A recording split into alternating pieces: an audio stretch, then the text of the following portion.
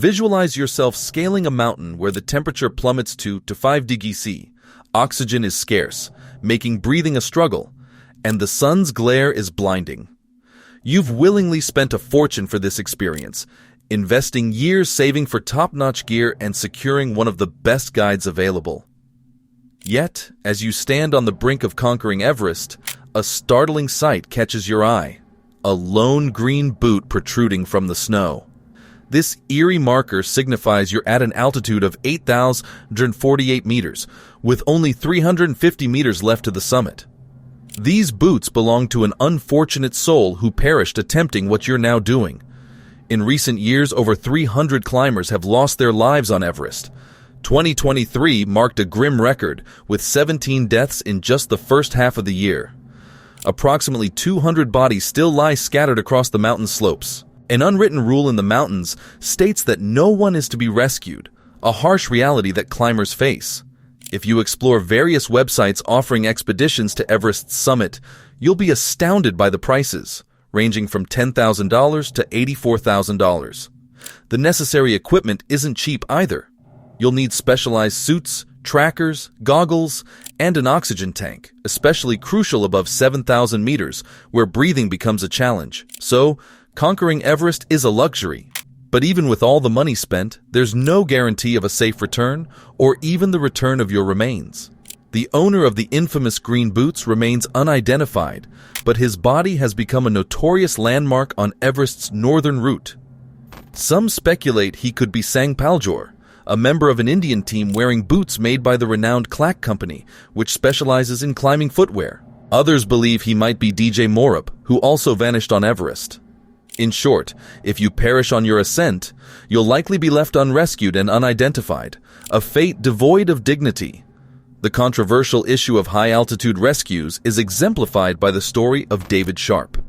As a child, Sharp climbed Roseberry Topping, a hill in North Yorkshire, sparking his lifelong passion for mountaineering. He achieved remarkable feats, climbing Africa's Kilimanjaro, Europe's Elbrus, and Cho Oyu, one of the Himalayas' highest peaks.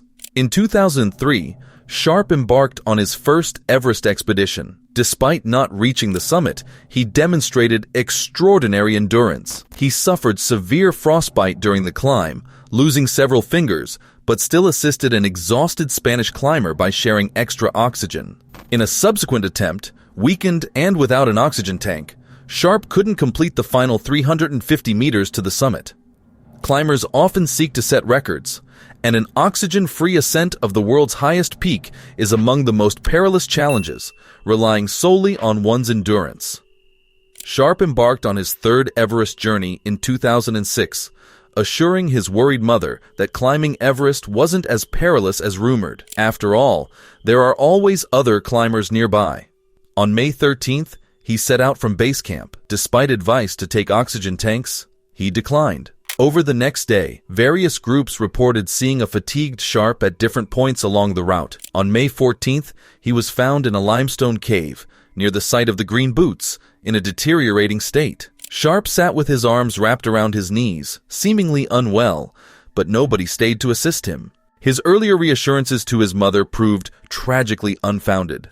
Everest's extreme conditions are a formidable challenge for any climber, and ultimately, each climber is responsible for their own safety. Other climbers, focused on their own perilous journey, are unlikely to risk their lives for others, as Sharp had previously done. Found alone and unconscious, Sharp's dire situation worsened. Another climber administered medicine and oxygen but had to move on. Later, Maxim Chia and his group encountered Sharp, whose face had turned black, signaling the severity of his condition. The group contemplated a rescue plan, but others advised against risking their lives. All they could do was send a distress signal to base camp. Unfortunately, the extreme conditions made a rescue impossible, and Sharp succumbed to the elements.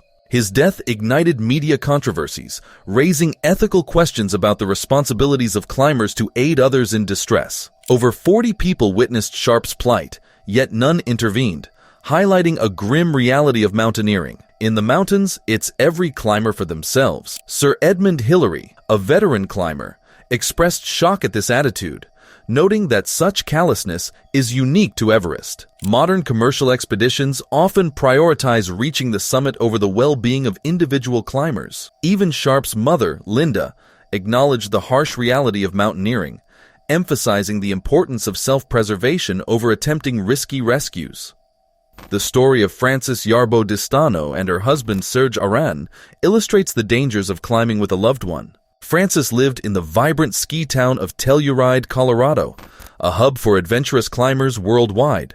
She met Serge, nicknamed Snow Leopard for his achievements in the former Soviet Union, and they later married. Sharing a passion for mountaineering, the couple gradually took on greater challenges, including Frances's historic ski descent from Elbrus, making her the first American woman to achieve such a feat. They set their sights on Everest, aiming for Frances to be the first American woman to summit the peak without supplemental oxygen or guide support. The couple's 11-year-old son, fearful for their safety, had a premonitory dream of climbers trapped in a storm, unable to escape. Despite his pleas, Frances was determined to proceed with the Everest climb. On May 17, 1998, Frances and Serge embarked on their ascent from base camp. They reached impressive heights, but encountered numerous challenges, including malfunctioning flashlights and extreme exhaustion. They made several attempts to reach the summit, but ultimately decided to turn back, recognizing the dangers of pushing beyond their limits. The area above 8,000 meters, known as the death zone, is particularly perilous due to the lack of oxygen and the body's struggle for survival. Regretting not bringing oxygen tanks, they formulated an escape plan. In a surprising decision, they split up. Serge returned to camp to find Frances missing and set out again with supplies to find her. Meanwhile, Ian Woodhull and Kathy Odo, also on their Everest journey, discovered a semi-conscious Frances in the snow, suffering from severe frostbite and oxygen deprivation. She had removed most of her clothing, a common reaction to advanced frostbite. Ian and Kathy realized they had to abandon their own expedition to assist her. Despite their efforts to dress and warm her, Frances was unresponsive, and they were forced to leave her to seek help at base camp. Serge, who had gone to rescue his wife, disappeared, and his body was found a year later. The tragic fate of Frances and Serge underscores the harsh reality of Everest. Even a loving partner's dedication can be futile against the mountain's deadly forces. The story of Scott Fisher, founder of the travel company Mountain Madness, further highlights the risks faced by guides on Everest. In 1996, Fisher organized a significant Everest expedition, coinciding with a competing expedition by adventure consultants, led by New Zealand's Rob Hall. The two groups vied for the summit, but Fisher's team faced challenges, including illness and exhaustion among its members.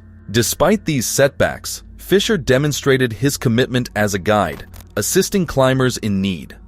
Both teams reached the summit past the safe descent deadline, and a brutal snowstorm soon engulfed the mountain. As conditions deteriorated, Fisher instructed his team to descend without him, prioritizing their safety over his own. He succumbed to the elements, and his body remains on Everest to this day. His sacrifice illustrates the extreme dedication some guides have to their clients' well-being, even in the face of mortal danger. Rob Hall's story is equally compelling. A seasoned climber, he embarked on a mission to conquer the 7 summits, starting with Everest. His company, Adventure Consultants, charged clients a premium for guided ascents, promising a safe and successful experience. However, during the 1996 climb, several challenges arose, including snowblindness and exhaustion among clients.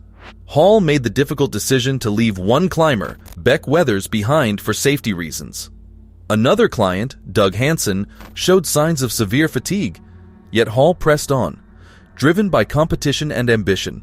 They reached the summit, but the descent was marred by a violent snowstorm. Hall stayed with Hansen, refusing to abandon him, but both perished in the storm. The tragedy sparked a renewed debate over the commercialization of Everest and the ethical responsibilities of guides. George Mallory's story is a haunting reminder of Everest's mysteries and dangers. Mallory, a British alpinist, aspired to be the first person to summit Everest. He participated in several expeditions in the early 1920s, facing avalanches and harsh conditions. In 1924, he and his partner Andrew Irvine disappeared near the summit, leaving a mystery that lasted for 75 years. In 1999, an American expedition found Mallory's body, suggesting a fatal fall. Irvine's fate remains unknown. Their story is a poignant example of the ultimate price climbers can pay in pursuit of Everest's summit. In conclusion, climbing Everest is a pursuit fraught with peril. Each climber must weigh the risks and be prepared for the harsh realities of the mountain. Whether attempting the climb alone, with a loved one, or under the guidance of a professional, the dangers are ever present.